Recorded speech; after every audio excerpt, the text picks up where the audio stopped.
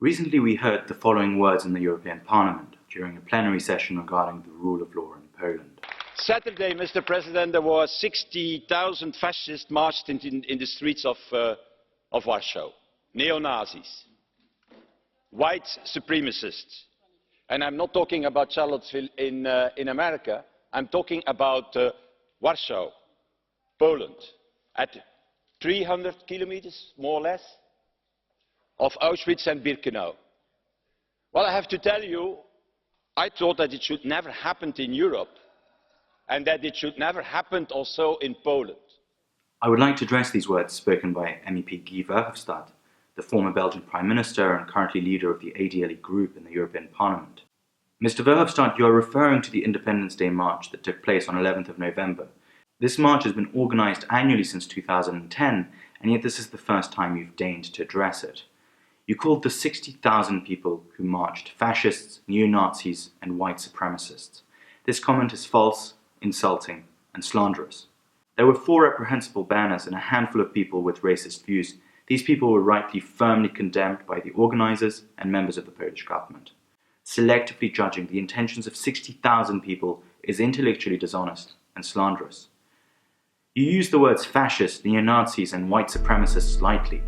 These words have meanings, none of which can be applied to those who celebrated the 99th anniversary of Polish independence. To misuse these words, these terms, will eventually render them worthless. Furthermore, the abuse of these words and their use out of their proper context shows disrespect to those who suffered and died at the hands of fascism and Nazism.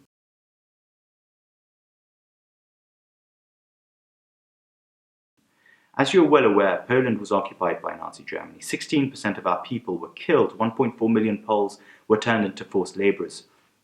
Our capital city, Warsaw, was flattened, our economy wrecked, our country pillaged and stripped of its wealth.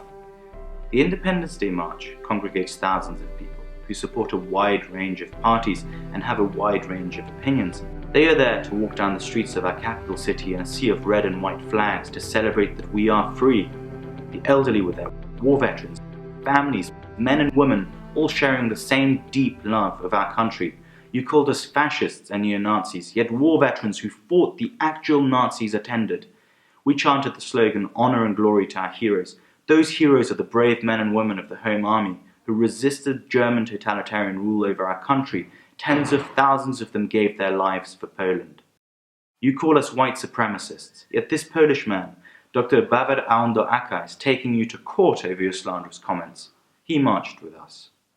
We marched because we are proud Poles, proud of our history, of our endurance as a people, of our heritage, and because we are patriots who are happy to live in a free and independent country. We marched peacefully and without incidents.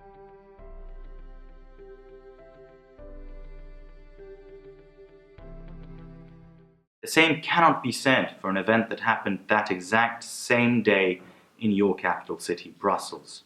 20 police officers were injured and fans celebrated the Morocco team qualifying for the World Cup. The celebrations involved a burnt car, smashed glass and looted shops. Pacifying those celebrations required the use of a water cannon. This type of behaviour, by the way, is not that unusual in your capital. These are not the first riots you've had, and the likelihood is they're not your last.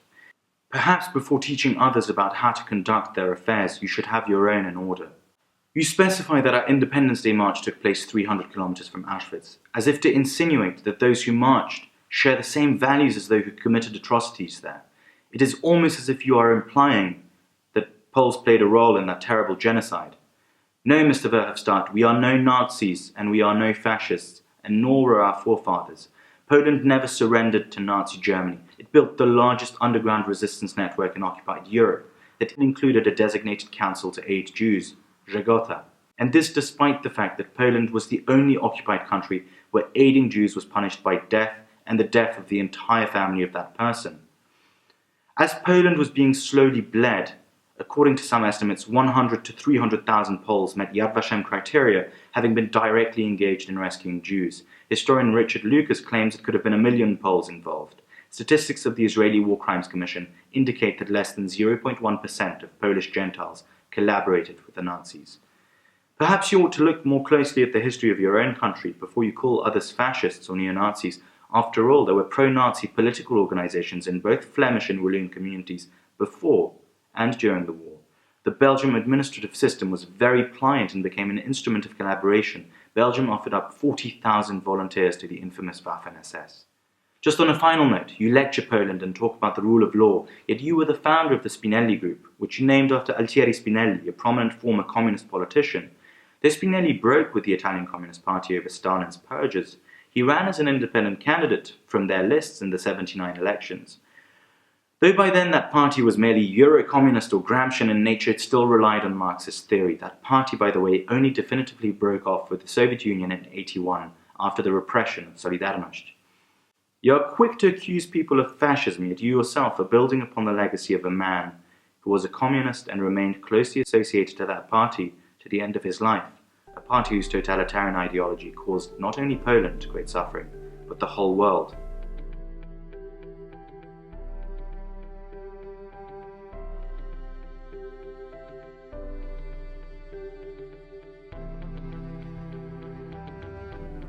Oh, and by the way, the name of our capital city in English is Warsaw, not Warszawa.